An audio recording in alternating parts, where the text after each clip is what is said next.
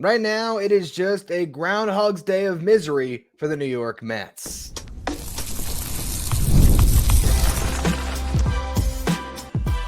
You are Locked On Mets, your daily New York Mets podcast. Part of the Locked On Podcast Network, your team every day.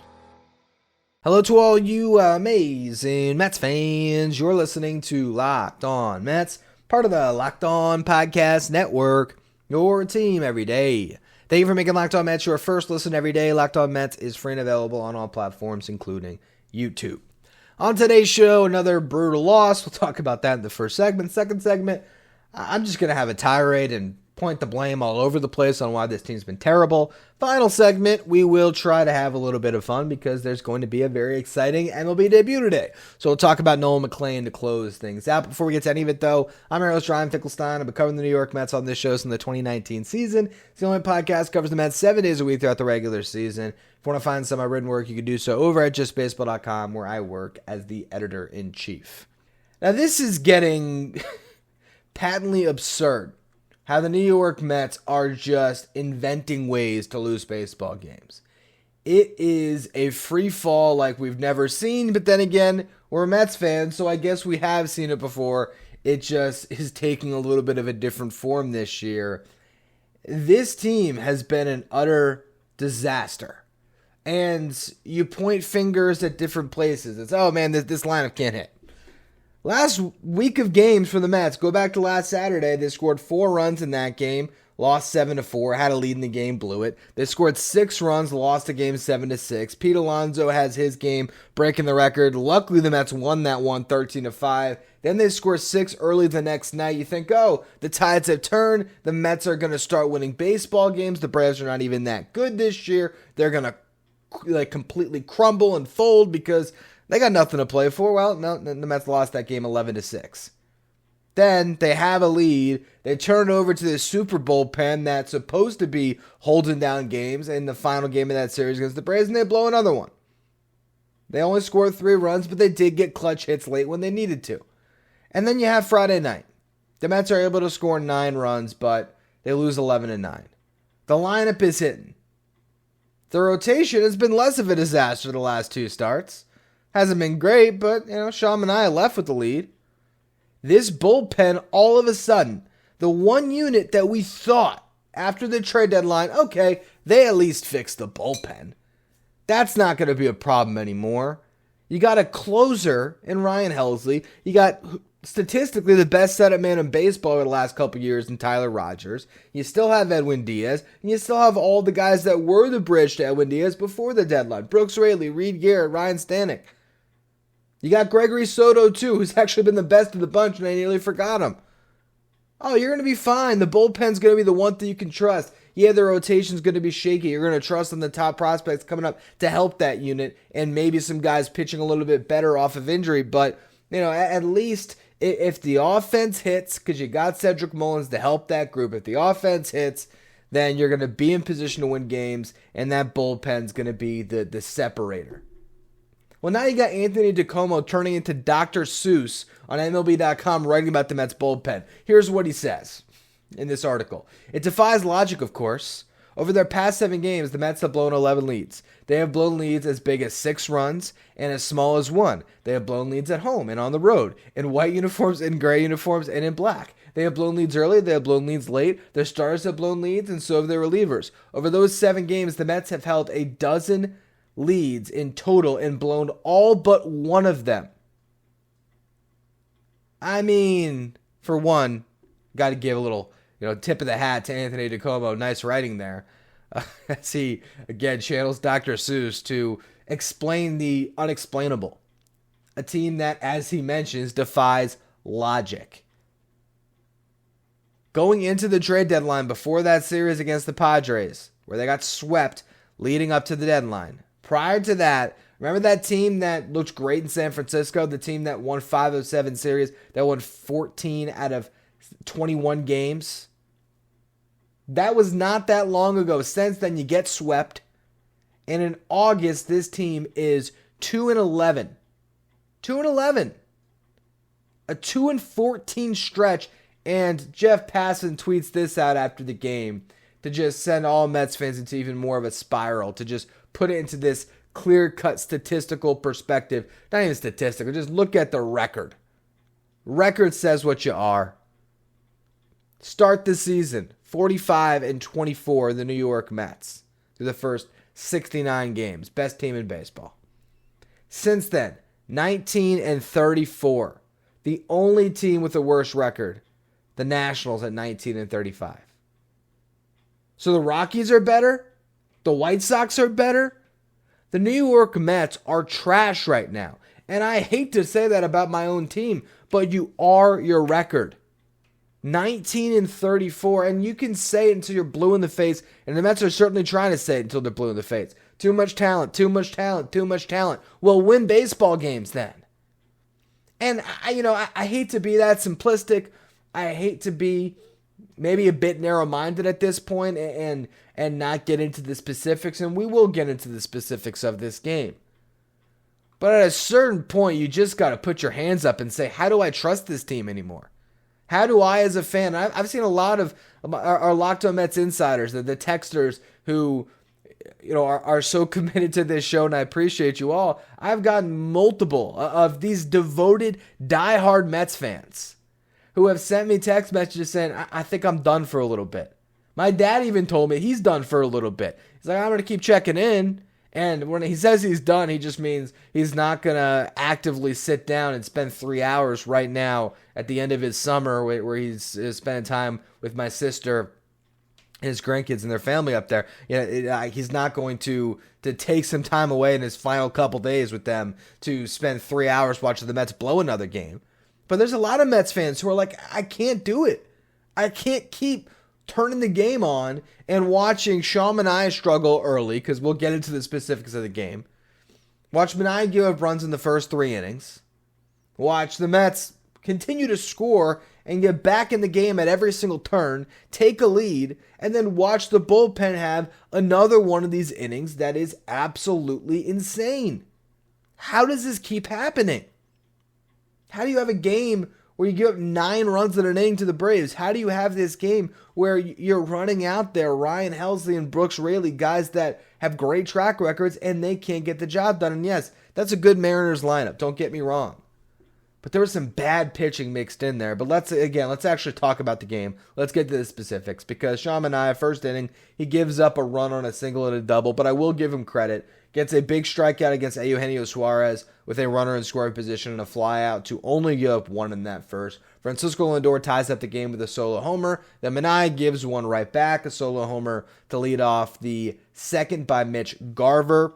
Then he gets the next 3 guys out. The Mets rally in the bottom of the second. You have Jeff McNeil lead off double. Vientos and Mullins both get out. Francisco Alvarez had another great game, comes through, base it up the middle with 2 outs to tie the game. Ronnie Mauricio singles, Francisco Lindor singles, Alvarez scores. Mets got a lead. Third inning, Sean Manaea gives up a leadoff single. Cal Raleigh gets him for a 2-run homer. Mariners have a lead. But then Manaea strikes at the next 3 batters. In the 4th inning, the Mets came up empty. Manaea issues a leadoff walk, then gets a couple of outs in the air before a ground rule double. So he's got to pitch with runners at second and third, 2 outs against a good hitter, Randy Arozarena, and he gets a big strikeout to strand 2. Mets grab a lead in the bottom of the 4th. Ronnie Mauricio, a 2-out single. Francisco Lindor crushes a 2-run homer. So a multi-home run game for Lindor. Juan Soto goes back-to-back with him, and it's 6-4 Mets. Manaea puts up a 0 in the 5th to hold the lead. So you think, okay, they got Manaea through 5. Despite the early struggles, he did finish his start strong. He's at 86 pitches. Is he going to go 6? No. Carlos Mendoza doesn't want to break that streak. He wants to keep that streak forever of having no starting pitcher get through 6 innings. Even though Manaea, I kind of felt like I would have liked to see him go out there and get a 6th inning just because it was the bottom of the lineup. But okay, fine. You're trusting your bullpen. That's supposed to be the strength of your team. This is supposed to be how you win games. Cool. Tyler Rogers comes in. He gives up a run. You can't let him off the hook. Gives up a couple hits, gives up a run. Still holds the lead. Helsley comes in and immediately gives up a double. It's to Cal Raleigh, who might win the MVP this year, but still. He strikes out Julio Rodriguez. And again, you can actually absolve him for the Cal Raleigh double because it was a really tough at bat. And eventually, I think it might have been a full count where he just tries to blow a fastball by him, doesn't work. He gets the strikeout on J-Rod, but Eugenio Suarez, he's up 0-2 in the count. He's got to bury a slider because that's a guy that chases. Or he's got to throw a fastball up at his eyes. Something to get him to chase. Waste 2 pitches against Suarez. Hanging slider, double. Tie game. Mendoza, at that point, not going to trust Helsley. Goes to Brooks Raley. Brooks Raley, who had not given up a run in a game since 2023. Brooks Raley ends up falling apart. Complete meltdown. Gives up a single. Walks a batter. Gives up a double. Strikeout. Another double. When all the smoke clears, all 3 of his own runs came in. One of Helsley's does. Stanek gets the final out. And then you go to Frankie Montas in the 8th inning, and it's just double, another run scored. He somehow avoids further damage, and then in the 9th inning, gives up another double. Then he issues 2 walks, loads the bases in that inning, somehow able to get out of it. Bases loaded, 2 outs. Julio Rodriguez up, and J-Rod hits one 107 miles per hour off the bat, just right at Juan Soto. And so that's how Montas avoids any problems. I'm sure after the game, if someone from the media spoke to him, he would have said, yeah, I threw the ball well, only gave up 1 run in 2 innings, threw the ball well. I only got, completely shellacked when it came to the way the balls were hit, off the bat, the line drives that were screaming into the outfield, but only 1 run actually touched the plate. So I threw the ball well. And you had an awesome moment from Francisco Alvarez before that top of the 9th inning, where Alvy comes up with a couple runners on to the bottom of the 8th, Mets trailing by 5, hits a 3-run homer opposite field. And you think, man, maybe the Mets might get back into this game and somehow win it despite their pitching. But, climbing out of a 5-0 or 5-run hole with 6 outs to play with, a little bit difficult. And so you lose again. It's just laughable. It is. It's a brutal thing. So what we're going to talk about in the next segment is, who do we blame? Where can you point the finger? Pretty much everywhere, but we'll go through it. And also, we'll talk about the latest roster move. Paul Blackburn was DFA'd, and Nolan McLean's coming up tomorrow. Excited about McLean, but not necessarily thrilled about the Blackburn decision. I'll go through it all here in just a minute.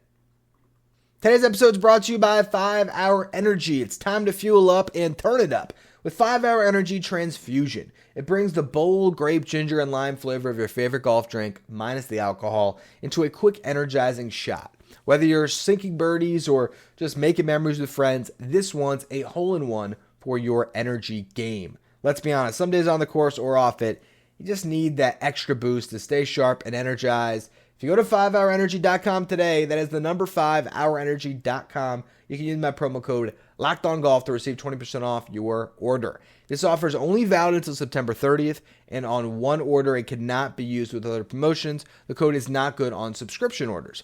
Whether you're meeting up with friends or trying to turn 18 holes into 36, get the energizing boost you need to power through. Order transfusion-flavored 5-Hour Energy shots today.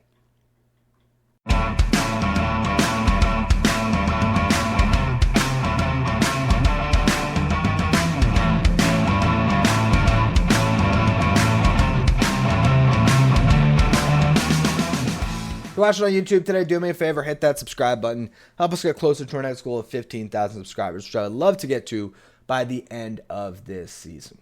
So let's first, before we point the finger and place blame across this roster and in the front office and to Carlos Mendoza, pretty much everywhere, let's talk about Paul Blackburn getting DFA'd. So this week we see Blackburn in a big league uniform for the first time in a while. Gives up 2 runs over 5 quality innings of relief. Only needed 61 pitches to get through those 5 innings. Meanwhile, we saw Frankie Montas today get absolutely wrecked. Line drive at the line drive at the line drive. Hey, but 1 run came across. My bad. Frankie was good. You had Blackburn start 4 games in Syracuse prior to coming up. And across those 4 starts, he went 5 innings every single time at least. Did not give up more than 2 runs in any of those starts. Now, I know it's AAA, but that is a hitting environment. And I really do think that right now Paul Blackburn is a better pitcher than Frankie Montas. But Montas has the contract for next year, 2 years, $34 million. It's a player option, but what world is he going to turn that down? So he's going to be back. Unless you just cut him now and just say, you know what, we made a mistake. And John Saponaro of Till Mets Do Us Part, who is a friend of mine, he tweeted this out during the game, and I agree with him. He said the Mets should DFA Montas just to basically send a message. This is send a message. This is just getting ridiculous. So cut bait with your worst pitcher, because why keep him? And look, I argued the other side of it the other day. I talked about how Taijuan Walker was awful for the Phillies, and this year he's got an ERA in the low threes, and you just never know with pitchers when it might be their year where the bat of ball luck will be on their side. And maybe next season, Frankie Montas makes all of us sort of eat our words, and he's good for the Mets, and maybe it turns into a less of a disaster signing because he actually finds a way to be a competent starting pitcher again. That could happen. But man, am I just confused on what's next for this Mets rotation? Because you got Clay Holmes still in the rotation. He's going to make a start on Sunday. And I think he should have been out of this rotation 3 starts ago. You got Nolan McLean coming up. Excited about that. Going to talk about it in the next segment. But you know, with a stretch coming up where you play 16 games in 16 days, and you have a kid coming up who has started on 4 days rest one time in his professional career, his last start, McLean, and Kodai Senga, who never starts on regular rest, you're going to need a 6th starter. And I don't even think you have 5, because I don't think Clay Holmes should be a starting pitcher anymore right now.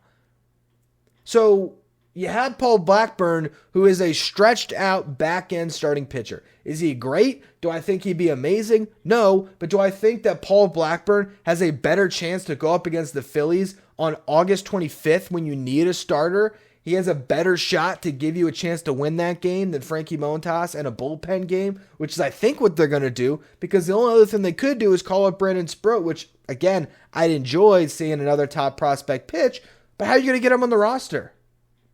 Then are you going to DFA Ryan Stanek?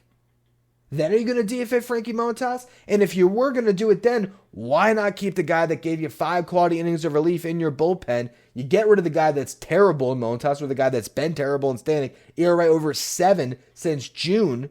I get that Stanek can get hot. I get that he throws 100. But I also get that he has been bad all season, was bad last year before the playoffs. Yes, he got hot in the playoffs. But can you even guarantee you're going to get to the playoffs? And are you sure that he's going to just magically turn it on? Are you sure that Carlos Mendoza is even going to trust him by the time you get to that point? Like, really?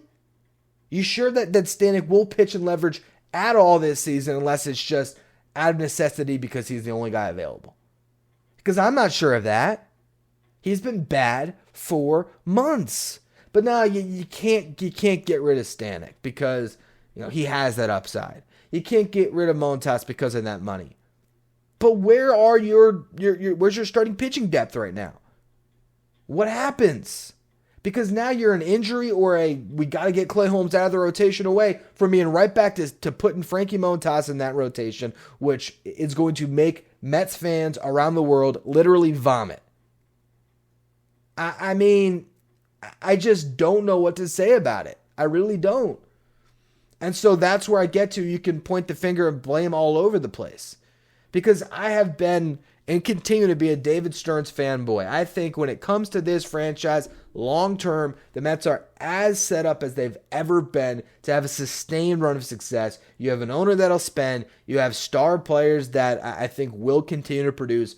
We can talk about inconsistencies this year. Juan Soto is going to be a force for the New York Mets for years to come. Francisco Lindor is every single year routinely one of the best shortstops in baseball. Now he's starting to turn it on, which is about time, and maybe he's going to really help spark this team over the final 40 games. You have Pete Alonso, if he comes back, we'll see. Nimmo, whatever it is, right? But you have a core in place. You have top prospects coming. Carson Bench, Jet Williams. These are guys that are now dipping into the top 30 of top 100 prospect lists who are considered future starting players who could plug up second base and center field for you as soon as next season. You have a bevy of pitching prospects coming, with Nolan McLean being the first one that we're going to see today as you guys are listening to this on Saturday. I think long-term, the Mets are set up. I think their strategy at the deadline made sense. Very tough to add starting pitching at this past trade deadline. I don't even really fault them too much for it. I really don't, because only 2 starters actually got dealt that could have helped the Mets. And one of them, and Shane Bieber, still wouldn't have pitched for the Mets. He's still rehabbing from Tommy John. He should be up soon for the Blue Jays, but still not yet. So it wouldn't have done anything to have stopped this current stretch. And then you have Merrill Kelly, who went to the Rangers, and we already talked about that. I don't think the Mets could have necessarily gotten in on that package based on what the Rangers gave up. I mean, they could have, but I understood why they didn't do that. You addressed center field, you addressed your bullpen, you got 3 arms, you did it without giving up any of the prospects that you felt would hurt you for the future. I totally am cool with the deadline strategy. What I'm not cool is the post-deadline strategy. I don't think that the Mets made the right move keeping Ronnie Mauricio on this roster, even though he looked great tonight, got a couple of hits. But the problem for me is you have Mark Vientos on this roster who it seemed like he was starting to come out of it going into the deadline. He finally was starting to swing the bat well. And he's gotten, a lack of playing time. You have now 3 guys battling it out for 1 spot essentially, or 1.5 spots, because Starling Marte is still soaking up DH bats, and rightfully so. And so now I don't think any of these guys are consistently going to play very well without that consistent playing time. And I felt like Ronnie Mauricio had developmental gains that he could have gone through in AAA, where you could have got a better version of him come September than the version now that you're going to get, who might still be the best of the 3 players, but unless he was going to be given the keys to have him play a marginal role, I don't think it was the best thing for Mauricio. So that's something that I have a gripe with. And then again, just the Paul Blackburn DFA and the fact that this rotation, I just don't know what they're doing. I don't know why they're beholden to Clay Holmes in the rotation. They're beholden to keeping Stanek in their bullpen. They're beholden to holding on to Frankie Montas because of the contract. And they're refusing to just say, you know what, this guy sucks. Let's just cut him. And you know what, if he's good next year for somebody else and we're paying him $17 million, well, guess what? We're used to having dead money on our books for starters, because prior to this year, we were paying Scherzer and Verlander and everything else. Whatever. Just move on from it. Because guess what? Next year, you have Senga, Minaya, Holmes, Montas, Peterson, McGill, and all of those guys are staying in the way of McLean, Sproat, Pong, Christian Scott, all these top prospects you have that probably are going to be ready. But you got a lot of mouths to feed in that rotation. And it could work out. We know how injuries happen. And again, maybe next year Frankie Montas pitches to a 3-2 and I look like an idiot. I'm fine with that. But right now, he does not deserve to be on this team. And I wish you had Billy Epler in that front office to Phantom IL him for the rest of the year, because, man, has it been ugly. So that's the front office side of it. Then you look at the players. And at the end of the day, the players are the ones to blame. They are. It's a lack of execution. And it's been the lineup at times, it's been the rotation at times, it has been the bullpen now. And you want to point fingers at the coaches? Well, they're supposed to put the players in a good position. Carlos Mendoza is not having a good season. There has been different gaffes in some of these games that have cost the Mets. He has not helped. He has been part of the problem. Do I think he's the biggest part of the problem? No. Do I think the front office is the biggest part of the problem? No. I think those are the places that fans can point and pundits can point at, because we can't say, I would have executed, that a lot of times it's something as simple as, you could say, well, Ryan Helsley shouldn't have hung a slider to Eugenio Suarez in this game, but it's a lot easier to say, well, what a dumb move trading for Ryan Helsley. You play the results and you blame the people making the moves, because we can see ourselves in the role of those that are, being the puppeteers that are putting the pieces in the right place. And, I would have done this, this, and this, and that would have worked better than that, and that. But at the end of the day, really, the lion's share of the blame, when it's all said and done, it comes down to the players. It comes down to the execution of the players. And the players are not getting the job done. And you have last year, where the Mets have this great playoff run, and time and again, Steve Cohen has talked about wanting to rid that negative perception that Mets fans have, that national media has, that anything that can go wrong will go wrong with the New York Mets. And it's a great sentiment. And I again, believe in a long-term vision. I don't think Steve Cohen, you can go deep on each year and find a tweet that he shouldn't have sent out, or a thing he maybe shouldn't have said, but largely he has been absolutely fantastic as the owner of the New York Mets. We're all extremely blessed as Mets fans to have this guy that is determined to win, that is willing to insane tax bills on $350 million payrolls to try to win. But you want to rid that negative perception of Mets fans, and it's nearly impossible when you go through a stretch like this. How can you not fall back into the same just feelings of just thinking that this franchise can be cursed at times? Because how could it be this bad? That's just, it's you can't just be a blind optimist. And trust me, I try. And I know some of you get on me for it. I try to look at the glass half full. And here's a glass half full thing. Nobody is running away with that wild card spot. You think the Reds are just going to turn it on? Maybe. But guess what? They're playing the Brewers and they blew a massive lead on Friday night. So despite the Mets having an ugly loss, they're still clinging barely to that half-game lead in the wild card race. And guess what? Other teams in the race, the Reds lost. The Marlins lost. The Giants lost. The Cardinals lost. Which of those teams scares you? None of them. Fangraphs still has the Mets having a 75% chance to make the playoffs because there's just no competition. But you have the 5 teams atop this NL playoff race. The Dodgers, the Padres, the Phillies, the Brewers, and the Cubs. Then there's a massive gulf. You have the New York Mets slightly ahead of all these other teams that either gave up at the deadline or stood pat with rebuilding rosters. And yes, theoretically, on paper, sure, the Mets should make it. But this is just another free fall. And when you go back to removing that negative perception that Mets fans have, 5 years into the Steve Cohen era, you had the 2022 season. That was awesome. 101 wins. 2024 season. Magical run. But all the years in between, the odd years, because this might be a franchise that just needs the even years for some reason. I don't know. 2021 in first place at the deadline, massive collapse. Braves win the division, win the World Series. 2022, again, you won those games. You have a crazy offseason. You're the talk of baseball. You signed Verlander and Senga and bring back Nimmo and all that good stuff. And you flop in the first half and turn into a fire sale. Again, magical run last year. You signed the biggest free agent in franchise history. First place at the deadline. And you have lost almost every game since then. But hey, maybe Nolan McLean can save the day. Let's end the show on a positive note. We'll talk about the top prospect coming up here in just a minute.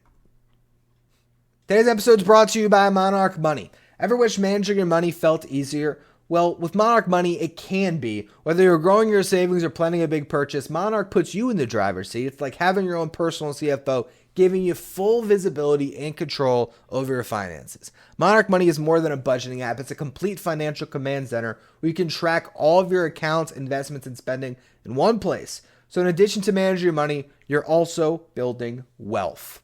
When I was using Monarch, I was shocked at how much I was wasting each month on subscriptions that I never use and honestly even forgot about at times. You also start to realize some of those purchases that just aren't the wisest. Like maybe you don't need to get takeout that many times a week. Take control of your finances like I did with Monarch Money. Use the code LOCKEDONMLB at monarchmoney.com for 50% off your first year. That's monarchmoney.com, code LOCKEDONMLB for half off your first year.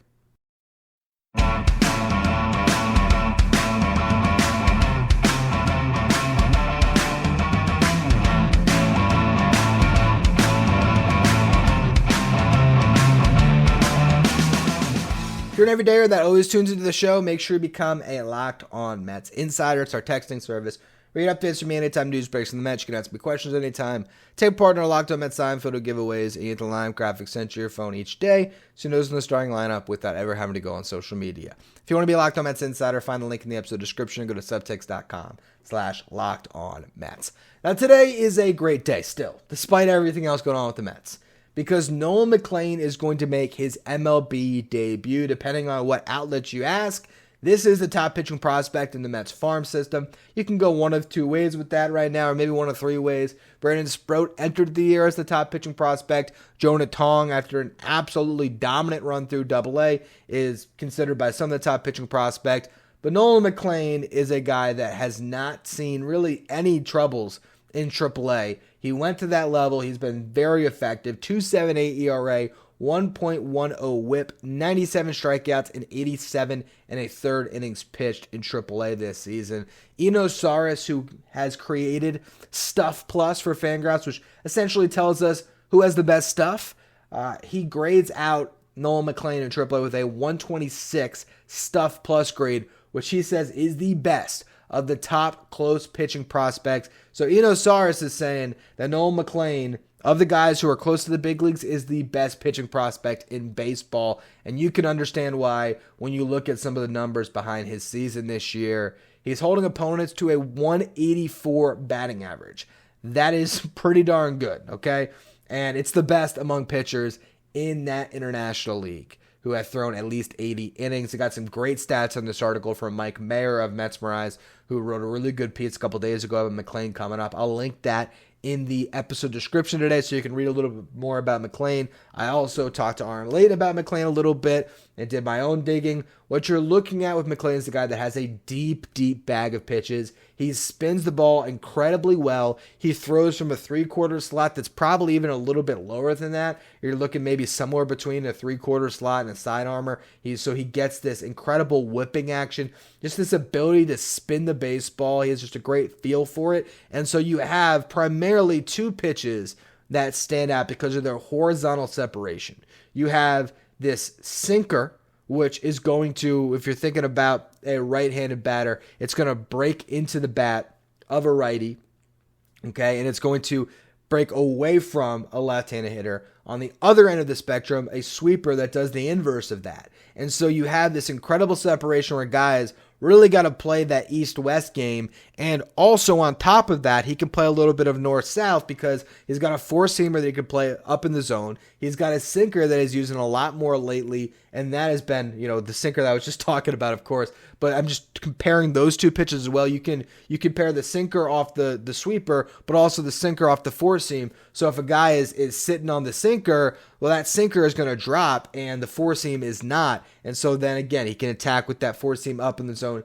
get swing and miss there. The sweeper, again, is the pitch that everybody raves about because of all the RPMs. The RPMs over 3,200, which is rotations per minute. But, again, it's just an incredibly effective breaking ball that's very tough to lay off of, that's very tough to square up. This year, when it comes to the sweeper, he is holding batters to a 187 average, 253 on base, 330 slug, whiff rate of 30%. His sinker, 152 average, 239 on base, 203 slug, ground ball rate of 53.5%. Just a great pitch to get the ball on the ground. His curveball, as Mike Mayer notes on the article from Metsmerize, has been his most effective pitch based on the results against it. He only uses it 8.7% of the time.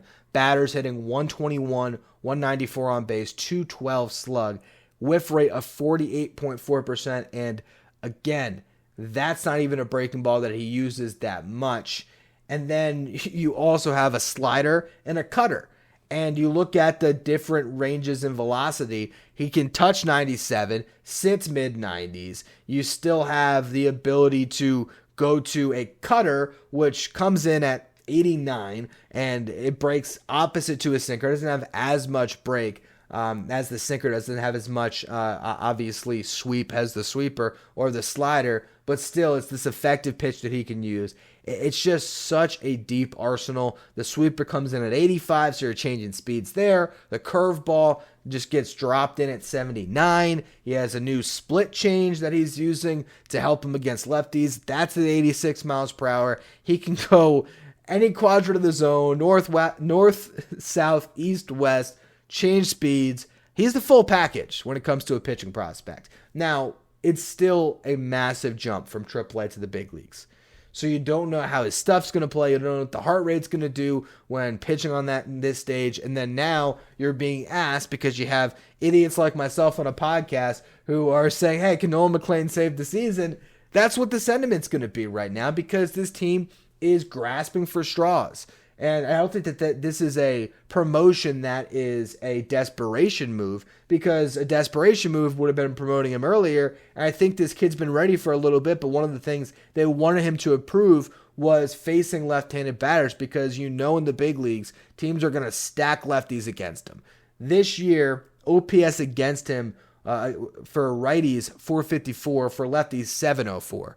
But he has all of a sudden, as Mike Mayer points out in this article for Metsmerize, he has flipped his usage. So instead of the fastball against lefties, he has leaned more into the sinker. And in doing so, over his last 4 starts, 4 for 51 lefties are against him with 12 strikeouts. So he basically has figured that out a little bit. Able to have a pitch that is breaking away from the lefty with that sinker that I'm sure he's able to get a bunch of balls on the ground, and that has been the difference for Nolan McLean over these last couple starts. And I guess that was the last box they wanted him to check off developmentally before he could come up and help this rotation. So we'll see. Maybe Nolan McLean is the guy that goes out there and pitches 6 innings. It's like, I remember a completely different random stat, but when Jacob deGrom made his debut back in 2014, the New York Mets, this is back when pitchers hit, had this futile stretch where they didn't have a pitcher get a hit until whenever deGrom made his debut. It's actually pretty easy for me to figure this one out because let's just go to his baseball reference real quick and we'll see when that debut was. If I remember, it was middle of May, if I'm not mistaken. Yeah, May 15th, 2014. So he had a month and a half where a Mets starting pitcher did not get a hit. And Jacob deGrom, I believe in his first start, got a hit. Actually hit really well. I remember that year. Man, this is such a crazy thing. I remember there was a point in time, I think it was 2014, where the Mets were running at Omar Cantanilla at shortstop, and deGrom was hitting like 250. And a former shortstop in college, there was actually people that were talking about Jacob deGrom starting games at shortstop because that Mets lineup was that pathetic. But my point is, deGrom came up and did this thing that the Mets rotation just couldn't do for 6 weeks, and that was get a hit. Now they can't get into the 6th inning. Maybe Nolan McLean is going to be the guy. Maybe he's going to go up there 6 shutty. The Mets are going to score 7 runs against, who's pitching again? Is this the Brian Wu game, if I'm not mistaken? I think it's Brian Wu, and then George Kirby's going on Sunday. Yeah, Brian Wu. So maybe the Mets hit a very tough pitcher in Brian Wu, get a couple runs on the board. McLean shuts down the Mariners. The bullpen actually holds up over the final couple of innings, and the Mets win a baseball game. And maybe that starts something. Maybe that sparks this team. But there's so many issues going on right now, and you will immediately enjoy that victory and then go into the Little League Classic with Clay Holmes on the mound. And I just don't have any confidence that Clay Holmes is going to be able to get the job done. And so that's where we're at with this Mets team. As fans watching, it's hard to continue to be a fan that has faith in this squad. But at least we get to watch an exciting pitching prospect. And maybe we'll see Brandon Sproat up too. You know what? If the season's lost, maybe that's all you have to hold on to. But the fact is, despite everything, despite how bad this team has been, nothing has gotten away from them yet. They still could get back in this division if they play good baseball for a couple of weeks and then beat the Phillies. It seems like unfathomable right now that could happen. But it's not a 11-game lead that the Phillies have. It's a 6-game lead. And so they still have an ability to win this year, particularly just as that wild card team. I don't think that the Reds are that scary. But it might be that 2-team race. And if the Mets don't start winning games with the clock ticking, 40 games left this season, they are going to have to look back at this year as a massive failure across the board. Up to them to figure it out. That's going to be all for this edition of Locked On Mets Tomorrow Show. You know what it's going to be about. We'll be breaking down the MLB debut of Nolan McLean, and I believe we'll have, unless he pitched tonight and I missed it because I did not look at what happened in Syracuse, Jonah Tong should be making his AAA debut as well. So a couple of exciting starts for some of the top pitching prospects in the system to discuss. So make sure you tune into that show. Thank you all for tuning in. Follow, rate, review wherever you get your podcast. Subscribe if you're watching on YouTube. Thank you for making Locked On Mets your first listen or your first watch every day, not for your second watch. Check out Locked On MLB Game Night, the show that'll break down all of the action of Major League Baseball with insight from our local experts and league-wide experts that'll take you through all the games. You can check out Locked On MLB Game Night on the Locked On MLB YouTube channel as well as the Locked On MLB podcast feed.